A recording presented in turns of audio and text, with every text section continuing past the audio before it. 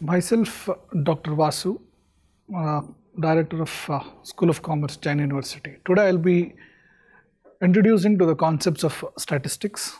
Basically, the term statistics is a part and parcel of our day-to-day life.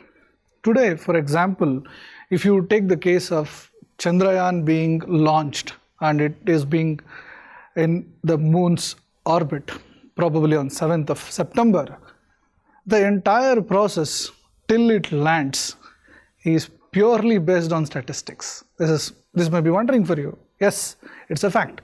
It is purely based on probabilistic calculations, and there is no tar road which has been done right from the Sriharikota till the Earth orbit. It is purely based on calculations, and these calculations are based on statistics. So statistics is a collection of numerical facts and figures, and when we say numerical facts and figures, there is a science behind the collection of numerical facts, there is a science behind presentation of numerical facts, and there is a science behind the interpretation of numerical facts and figures. So overall, statistics is not just collection, it is collection, presentation, interpretation, and analysis of numerical facts and figures.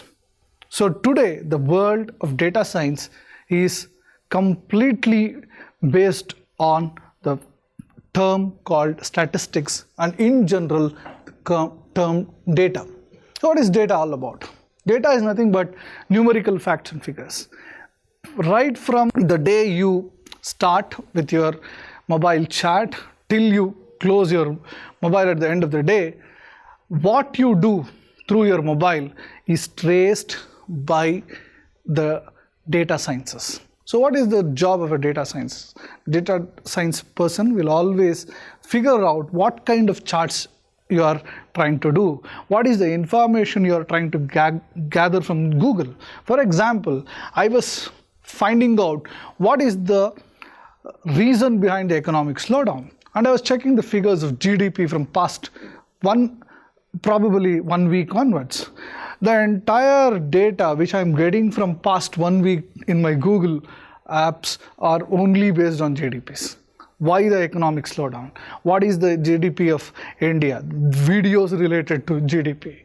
So every single app is throwing me information about the economic slowdown. So that is the power of data. So once we start understanding the concept of data, you will really find the use of it in multiple ways. So how the data is collected? It's in a traditional sense, it is primary data and secondary data. Primary data is I go behind of information. For example, in a college, we would like to know what are the results of a particular subject. We'll go find out from each and every single person. So every single person's marks in a particular subject, say for example statistics, will be primary data which we have collected. And I was talking about the economic slowdown. The complete information which is thrown by the Google apps is the secondary data. It may be the RBI information, it may be the information from the World Bank. All these information which we use for our day-to-day life will become the secondary data. So data can be primary, data can be secondary. So once we think about data, the very most important thing will be the concept of variable. Say for example, I am writing a letter A.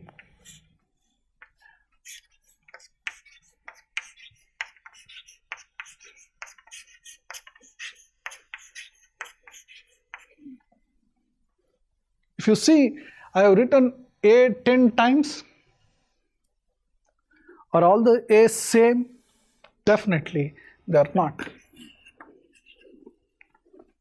Same person writing the same letter varies 10 times. That is variable. Variable is a value which varies from unit to unit. From the first letter A to the last 10th A, there is a variation. This is called as variable. Variable is part and parcel of our life. Today, the way I teach may not be the same tomorrow I teach the same subject. That depends upon the kind of audience I have. So, variable is a value which varies from unit to unit. So, what are the types of variables is one thing which usually asked. One is the qualitative one, the other one is the quantitative one. The name itself suggests qualitative means they are not numerically expressed. Quantitative variables are those which are numerically expressed. So, height of a person, weight of a person are all these attributes or all these examples which we can consider as quantitative variables. So, what is qualitative variables? Color, then complexion, all these are also variables, but they cannot be numerically measured. I cannot find a numerical person, a numerical measure or any parameter which is possible to find out how the skin color varies and how beautiful a person looks. So that is different from person to person, and it is also based on perception. Perception can also not be measured. So that is why it is called as a qualitative variable, or sometimes we also call it as attribute.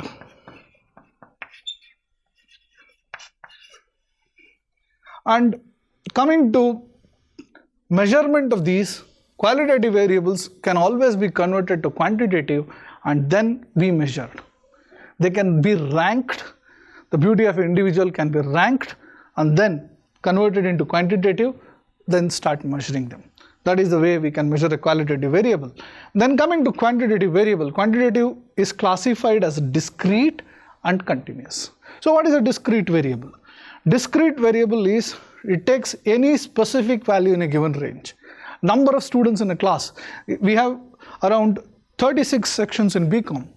Each section of BCom has a different attendance strength, different strength in the class. So it does take a specific value. It can be 60, it can be 58, it can be 50, something like that. But when you take the case of a continuous variable is a variable which can take any value in the given range. Say for example, height of a person.